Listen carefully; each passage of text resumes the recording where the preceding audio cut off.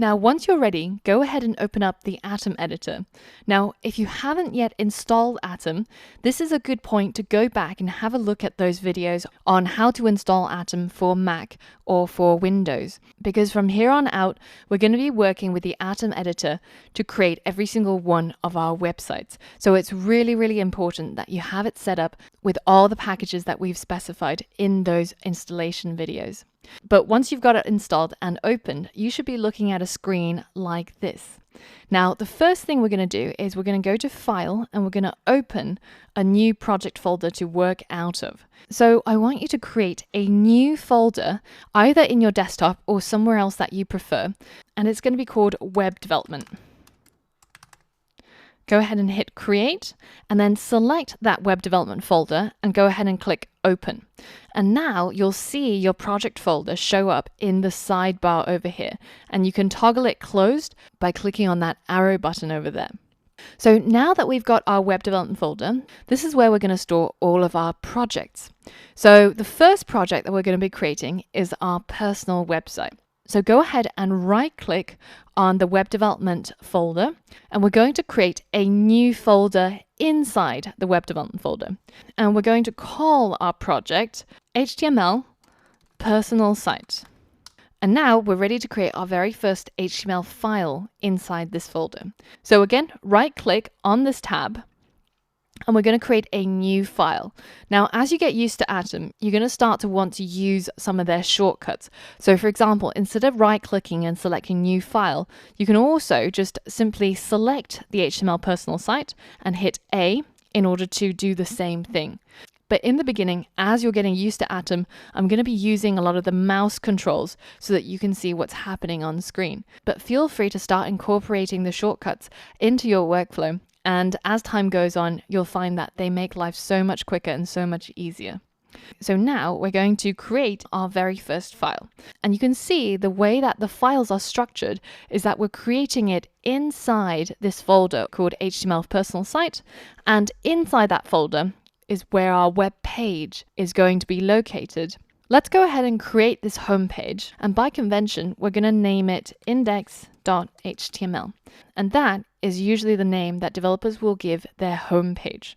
So go ahead and hit enter in order to create that file. And if you open up this folder, you can see that's exactly where it's located.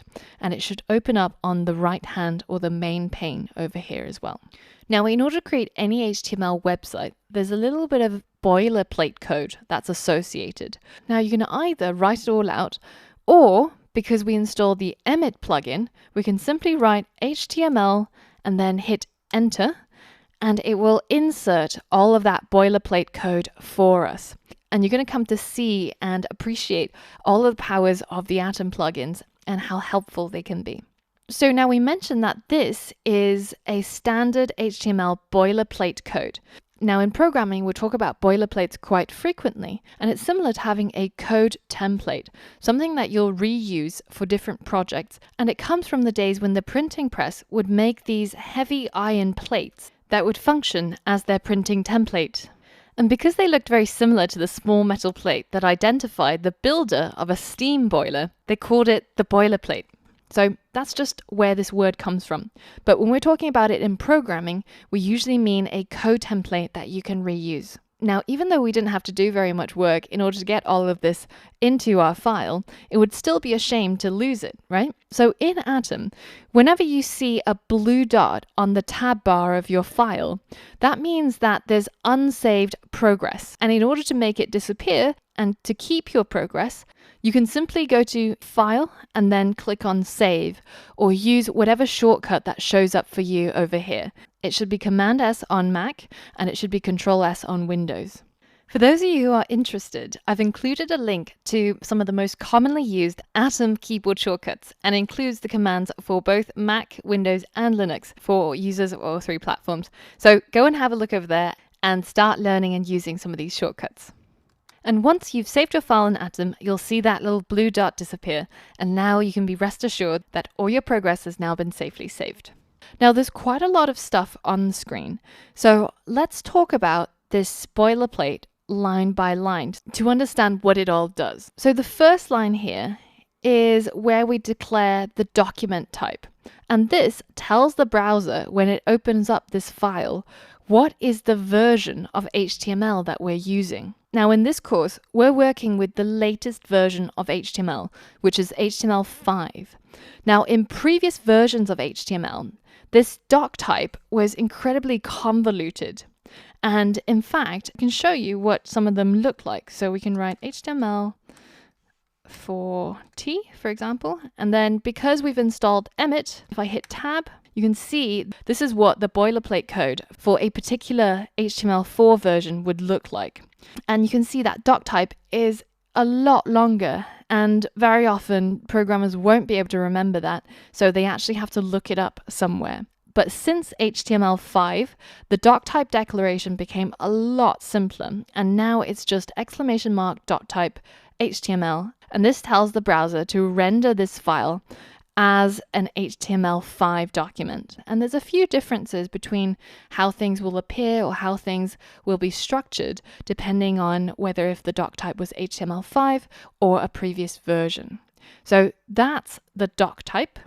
Now we inserted all of this code using autocomplete from Emmet. And if you want to look at all the other things that you can do with Emmet, then you can go ahead and have a look at docs.emmet.io/cheat sheet. And here you can see what all of those abbreviations look like and what is the result of it. As you're developing into a professional web developer, it's a great resource to have in order to save yourself a lot of time when you get used to using these common shortcuts. Now the next line in our code is an HTML tag. And this tells the browser that everything in between the opening and closing tags is going to be HTML code. And what does that code consist of? Well, it consists of a head and a body.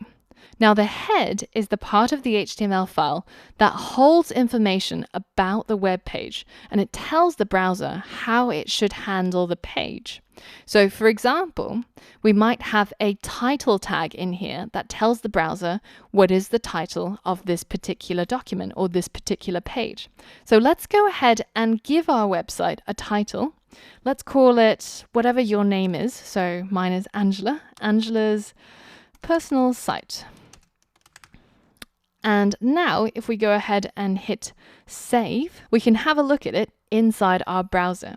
Now there's a couple of ways how you can open up the website that you're coding up inside your browser. Now one of these ways is simply going into your Finder or your Explorer and finding that index.html file and then double clicking on it, and it should bring it up inside Chrome. Now the other way of opening up your website is if you right click on your file inside Atom and you go to copy full path, then it copies the entire directory path to the location of your website. So if you just go ahead and paste it into the bar here, and here with this file path, we're telling the browser how to find this file index.html on our computer. So first we're telling it to go into a folder called users, then we're telling it to go into a folder called Angela U, then we're saying go to desktop, and then inside desktop we're going to web development, and finally, we're going to HTML-personal site, and that is where we're going to find that index.html site. So let's go ahead and hit enter on that file path in order to do exactly the same as double-clicking on this file, which is opening up our website inside Chrome. Now, if Chrome is not your default browser, then when you see the icon, it's not going to have the Chrome symbol here. So you can change that by going into your settings, then scrolling down to default browser in order to change it.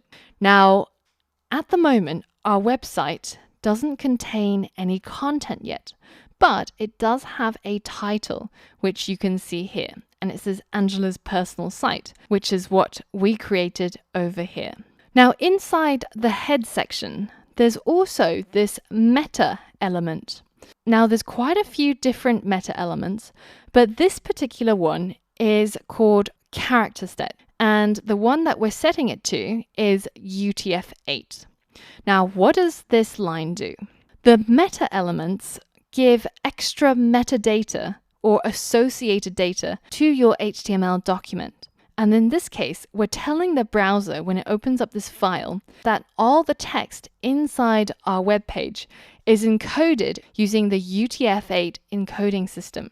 So this is basically a list of all the available characters that we can use inside our website for it to be rendered correctly. Now, sometimes when you open up a web page, especially in an outdated browser like Internet Explorer, or an email that you got from a Bulgarian friend, you might see some of the characters being jumbled up like this. And this is called mojibake. And it's a Japanese word that stands for characters that are transformed.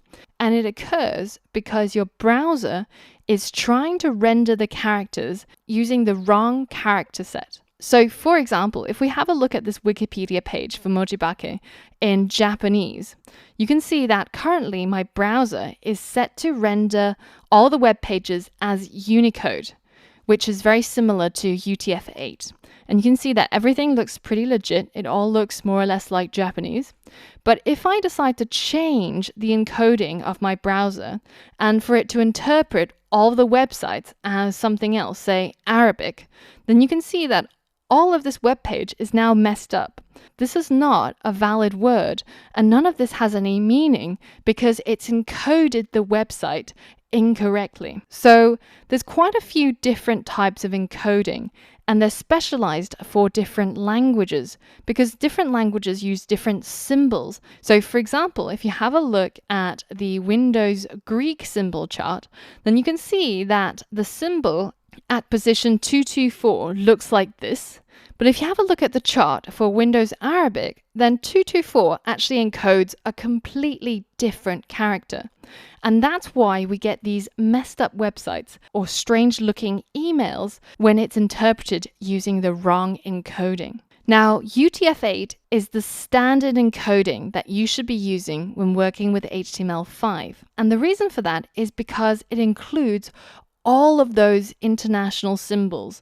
And in fact, every single symbol that is included in the Unicode character set. So if you go to unicode-table.com, then you can see a table of all of the Unicode characters. And if you scroll down, it's got this nice little animation that shows you as we change locations, going from Latin, so most of the English-speaking countries, to Greek and Coptic, then going to Armenian, Hebrew, Arabic, and all of the different languages. The other thing about Unicode is that it also includes emojis. So, for example, if you have a look at the emoji chart, let's look for heart symbols, for example, then we've got all of these different emoji characters that we can also use on our website that's encoded with UTF-8.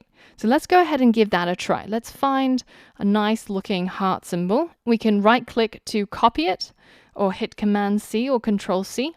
And we can paste it to the front of our website title using Control V or Command V. And now if I hit save and go back to my website and hit Command R or Control R to refresh, or click this refresh button here, then you can see our title is updated with that emoji. So everything that is Unicode can be encoded correctly using UTF-8, and it's something that you should just have as your boilerplate code for any new website you create. This gives your website the maximum chance of being rendered correctly on browsers that are from international visitors. Now, if you're interested in doing a bit of background reading and learning more about Unicode and character sets, then this is a really good piece that I highly recommend by Joel Spolsky. It's a roughly 10-minute read, and it talks a lot about these character sets and how they encode different symbols and why you should be using something like Unicode or UTF-8 in your website in order to ensure maximum compatibility. So it's a good read, and I'll include a link to it in the resources for this lesson. Now, aside from the character set attribute for the meta element, there's also other attributes that you might see on different websites. So some of the common ones include description, or things like keywords about your website, who the author is, as well as viewport. And these meta tags tell the browser how it should render or display the web page. And also they give information to search engines about the content of the website. So for example, if we go to the Mozilla MDN WebDocs website, the main page, so developer.mozilla.org, and we right-click and we view page source, then we get to see the entire HTML file that's used to render this particular page. So this is what our browser sees and does all the hard work of making it look nice and pretty like this for us. So here, if you go ahead and hit Command F or Control F on Windows, you can search for the description attribute. Now, it's not this first one, but it is this third one, and it's this exact thing. And the description says, the Mozilla Developer Network, MDN, provides information about open web technologies, including HTML, CSS, and APIs. Now, if we go into Google and we search for MDN, you can see that the snippet of text that it shows about the main MDN website is exactly the same as what we saw just here in the description meta tag. And this is what search engines do. They crawl the HTML of your website and look for certain meta tags in order to know what your website is about and also how to display it in their search index. And there's a whole bunch of different attributes for the meta element, and you can have a read about it either on W3 Schools or what I recommend usually is the MDN WebDocs. So if you have a look at meta over here, then you can learn all about the different attributes, how to use them, and what they're good for. So in the next lesson, we're going to be tapping into our body section and we're going to be creating the content for this personal site of ours. So for all of that and more, I'll see you on the next lesson.